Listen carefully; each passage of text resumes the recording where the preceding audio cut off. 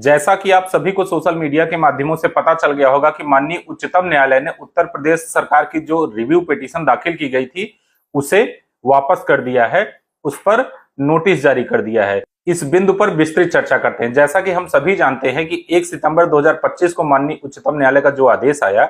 इसके बाद हमारे शिक्षकों में जो असंतोष था, जो डर की भावना बनी हुई थी, इसी क्रम में सभी शिक्षक प्रतिनिधियों ने अपने अपने राज्य के मुखिया से बात किया। हमारे उत्तर प्रदेश के मुख्यमंत्री माननीय श्री योगी आदित्यनाथ जी ने 16 सितंबर 2025 को शिक्षा विभाग के आला अधिकारियों के साथ बैठक की, निर्णय लिया और ट्वीट के माध्यम से जानकारी साझा की कि हम सभी रिव्यू पिटीशन दाखिल करने वाले हैं। 17 सितंबर 2025 को माननीय उत्तर प्रदेश राज्य सरकार के द्वारा उच्चतम न्यायालय में रिव्यू पिटीशन दाखिल किया जाता है। लेकिन 19 सितंबर 2025 को माननीय उच्चतम न्यायालय के द्वारा रिव्यू पिटीशन जो दाखिल किया गया है उस पर एक नोटिस जारी किया जाता है। आप यहाँ स्क्रीन पे देख पा रहे होंगे कि यहाँ पर देखिए कि जो हमारे उत्तर प्रदेश राज्य के अधिवक्ता हैं उनके नाम एक नोटिस जारी किया गया है। नोटिस के टाइप में आप देखेंगे तो यहाँ पर लिखा हुआ है डिफेक्टेड रिव्यू पिटीशन, अर्थात इसमें कोई ना कोई डिफेक्ट है, उसे सुधारने का भी मौका इनको दिया गया है। अगर आप देखेंगे तो आगे आपको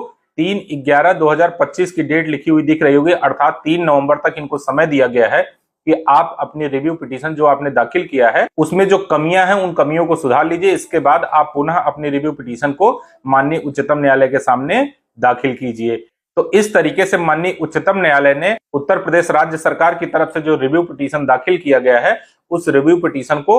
फिलहाल अभी रिजेक्ट कर दिया है 3 नवंबर 2025 तक। और 3 नवंबर 2025 तक अधिवक्ता जी को यह कहा गया है कि आप अपनी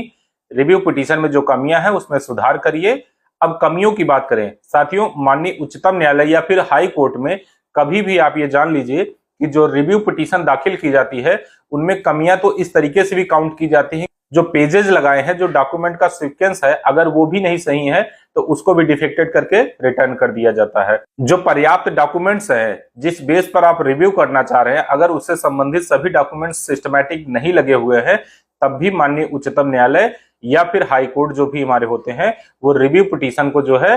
फिर से